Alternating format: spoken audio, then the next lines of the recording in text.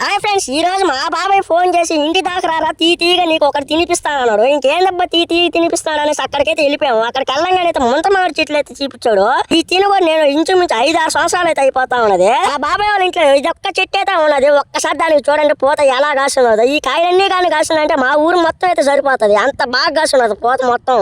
మేము వెళ్ళక ముందే చెట్ల నుంచి 2 పండ్లు అయితే వర్షానికి అయితే రాలిపోయి ఇంకా ఆ 2 పండ్లు అయితే పట్టుకోమన్నాను. ఇంకొక పండు అయితే కనిపించింది. ఇంకా మా బాబాయ్ అయితే ఆ పండు అయితే కుయ్యమని చెప్పాను. ఈ మధ్య మేము కనుపూరికి వెళ్ళినప్పుడు ఆ దారి మొత్తం ఈ చెట్లు అయితే ఎక్కువ అయితే అవుపిచ్చాయి. ఇంకా అక్కడికి వెళ్ళి చూస్తే ఒక్క కాయ ముట్టుకు కాయలేదు.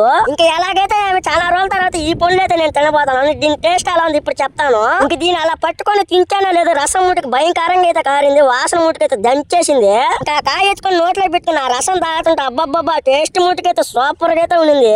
ఇంకా మా నోడిని అయితే అడిగాను టేస్ట్ ఎలా ఉన్నది అనేసి. ఇంకా ఆ కాయ ఎత్తుకొని నోట్లో అయితే రసం అయితే పిండుకున్నారు. అబ్బబ్బా టేస్ట్ ముట్టుకి సూపర్ ఉన్నదిరా అని చెప్పాడు.